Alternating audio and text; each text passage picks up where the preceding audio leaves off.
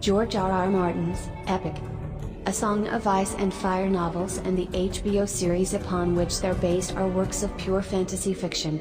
Though Martin occasionally borrows from real-life medieval history, there is no such thing as a Targaryen dynasty, dragons, or a land of always winter. Still, even with all the ice zombies and red witches, a big reason for Game of Thrones' success was how seriously it took itself as a pseudo-historical document. It wasn't a depiction of our history, but it may as well have been a depiction of someone's history. Somewhere out there in the multiverse there's a modern version of King's Landing where school children learn about Aegon the Conqueror and how he settled a continent that would give way to the nation of capitalistic creature comforts they now enjoy. Enter Game of Thrones' first prequel, House of the Dragon, itself based on Martin's prequel book Fire and Blood, which is written from the perspective of Westerosi historian Maesters. In its first episode, this HBO series takes the faux historical fiction elements of George R.R. Martin's writing and brings them even further to the forefront. Despite an increased budget that allows for many more shots of CGI dragons, The Heirs of the Dragon may as well be a lost pilot of a royal period drama like The Crown or The Tudors. And you know what? That's pretty cool. It's hard to say how casual Game of Thrones viewers and non-A Song of Ice and Fire book readers will respond to House of the Dragon's first episode. Asoy AF nerds, however, have to be happy like pigs and dragon shit. George R.R. Martin hand-selected his friendly acquaintance and uber Asoy AF fan Ryan Condal to serve as showrunner on this first post-Thrones project. Right now that is looking like a shrewd, necessary decision rather than a byproduct of writerly hubris or cronyism. The alternate history Martin has created is so detailed and rich that only a collection of true diehards like Condal and co-showrunner Miguel Sapochnik could make sense of it all.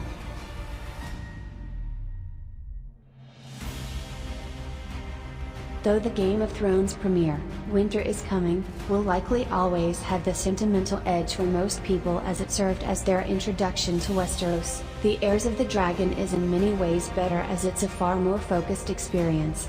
Save for a pre-credit flashback in the ruins of Harrenhal, the story focuses solely on King's Landing and Viserys' royal court within it. That opening Harrenhal scene is an immensely important one as it establishes a historical context. See, here we go talking about history again, for what's to come. It is King Jaehaerys I's 60th year upon the Iron Throne. Though the Old King, or the Conciliator as he is sometimes called, is arguably the best monarch Westeros has ever seen, there is an unfortunate question of succession that must be addressed near the end of his reign.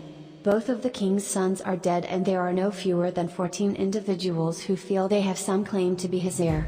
Enter the Great Council of Harrenhal, where all of the great lords of Westeros gather in the ruined castle to debate and ultimately vote on the issue. In the end, Westeros's lords select Viserys, the son of Jaehaerys' fourth son, over Rhaenys, the daughter of Jaehaerys' third son. So much about Game of Thrones concerns itself with the past. Even with the existential threat of White Walkers looming beyond the wall, all the lords of Westeros could care about was their own history. Who went to war with who? Which house had the most heroic deeds to its name? What precedent was established by what obscure royal act and when?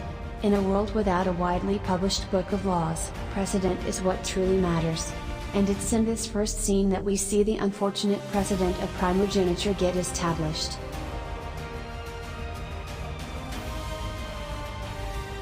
The memories of that great council in Harrenhal hang over the rest of the episode like a dark shade. This gives the Heirs of the Dragon a useful sense of clarity that grounds the central themes and plot of the episode, even as viewers are presented with another overwhelming influx of George R.R. Martin characters with confusing names. Sure, the average Thrones viewer might not fully know who Viserys I, Paddy Considine, Rhaenyra, Millie Alcock, Daemon, Matt Smith, Alicent, Emily Carey, or Corlys Velaryon, Steve Toussaint, are just yet. But they do know how they feel about the most important issue at play, succession. The Viserys I we meet in this episode at first seems like a solid all-around dude. He doesn't have the political savvy of his grandfather Jaehaerys I, but he's also not the unhinged monster that Daenerys' father Aerys II, aka the Mad King, was. He has gathered an impressive small council to guide the realm, led by Hand of the King Ser Otto Hightower, Rhys Ifans, and featuring his generation's most impressive man Lord Corlys Velaryon aka the Sea Snake as Master of Ships. One gets the sense that Viserys is more happy to crack jokes around the small council table rather than listen to Lord Corlys's well-sourced reports about military alliances in the east. But hey, that's not so bad. The realm is still enjoying the peace of the Jaehaerys years and Viserys hasn't done anything to screw that up just yet. Not only that, but Viserys appears to be legitimately respectful of and deferential to his lovely wife, Lady Aemma Targaryen Aeron Songbrook. He even listens to her when she tells him sternly that the child she is currently pregnant with will be her last. Her labors have been rough and she can't bear to lose any more children. The problem, of course, is that unbeknownst to them all, King Viserys has already pushed Lady Aemma one pregnancy too far. One of the sublime joys of Martin's writing and understanding of the human condition is that most, if not all of his characters are fortune's fools. Even for the most well-meaning of Westerosi individuals, it is often external forces like family, honor, and duty that take the reins of their lives, and often end their reigns. If Viserys and Aemma were simple shopkeepers in Flea Bottom, Viserys may have recognized that his wife's body was at its limit and not have pushed her into another pregnancy. But he's not a shopkeep, he's a king. And a king needs an heir, particularly in light of the Great Council of Harrenhal just 9 years ago that established a preference for the king's male children. Viserys' impatience is somewhat understandable and if we want to be immensely charitable, could be read as selfless. As we know, when you play the Game of Thrones, you win or you die. And Viserys has to win for the good of his family and for the good of the realm. Still, all those decisions lead to destruction all the same. Simply put, Queen Aemma's death in childbirth is one of the most upsetting things I've ever seen on television. The show cuts between images of Aemma, sweaty, pale, and bloody on her bed, and the restless knights of the jousting tourney crushing each other's faces in with maces. Truly, however, there is no comparison to be made between the two. Aemma's breech birth and subsequent primitive C-section is far more invasive, intimate, and horrifying. For our American readers, now might be a good time to donate to your state's abortion fund, by the way. It's all for naught, of course, as these things often are. Viserys gets his son but the infant dies moments later anyway. At her mother and brother's conflagrant funeral, Rhaenyra wonders in furious old Valyrian if the moments his son was alive was the happiest time in her father's life. Though much of this first episode understandably focuses on Viserys, it's clear that House of the Dragon will soon rest on Rhaenyra's shoulders. Thankfully it looks like young actress Millie Alcock is more than up to the task before Aemma Darcy takes over as the older, but perhaps not wiser, princess. It's tempting to compare any young female Game of Thrones character who is skeptical of the patriarchy to Arya Stark. And truthfully, there is plenty of Arya in the fiery and willful Rhaenyra, but she also appears to be very much her own individual. Though she loves to spend time on the back of her dragon Syrax, and subsequently always reeks of dragon to her parents, she also appears comfortable at court. She studies below King's Landing's Grand Weirwood Tree with her best friend, the Hand's daughter Alicent, and the duo enjoy gossiping about who is secretly pregnant during the jousting tourney. In the lore of Fire Amp, Blood, Martin's maesters note that Rhaenyra was often called the realm's delight due to her cheerful disposition and frequent appearance at her father's side after he named her his heir. Certainly Rhaenyra won't remain a delight for long with her mother gone and the weight of the Iron Throne bearing down on her. But for now it's just nice to see someone actually having fun in this grim universe. Alcock's chemistry with Carrie is off the charts, which makes her upsetting. You might wear one of your mother's dresses, has the verbal impact of pure dragon fire to the gut. Acting in this first episode is superb, as it needs to be. Given the show's understated historical fictional nature thus far, much of the action occurs internally within each character as they grapple with all the various contradictions required from their royal statuses. With that in mind, the most interesting of House of the Dragon's creations so far is undoubtedly the king's brother, Daemon Targaryen. I'll admit that I did not see the vision in casting Matt Smith as the volatile and frequently cruel demon. Though an excellent actor, Matt Smith has the outward visage of a gentleman, which he put to great use as the 11th Doctor.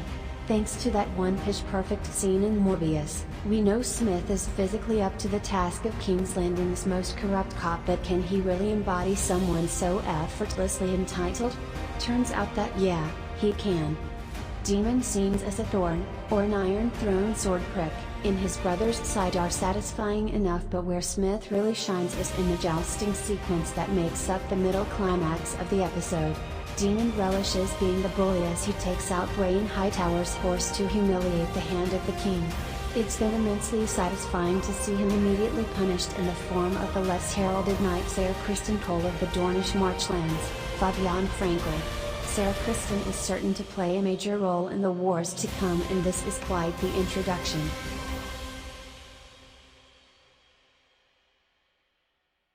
The jousting scenes in general are this episode's finest achievements and the best evidence that House of the Dragon has the capacity to reach the same level as Game of Thrones and perhaps even surpass it. While I admire the show's devotion to capturing the real history of these very unreal events, pure historical fiction doesn't frequently lend itself to dynamic visual storytelling. Before Game of Thrones proved itself to be a hit and garnered an increased monetary investment from HBO, most of its episodes followed a predictable visual format of well-dressed characters in various castle rooms talking to one another about important things. Those conversations were riveting, to be sure, but were leaving some of the visual storytelling potential that television can provide on the table. With the satisfying and kinetic jousting scenes presented in its very first episode, it seems as though both House of the Dragon's budget and storytellers are already ahead of the curve of their parent series.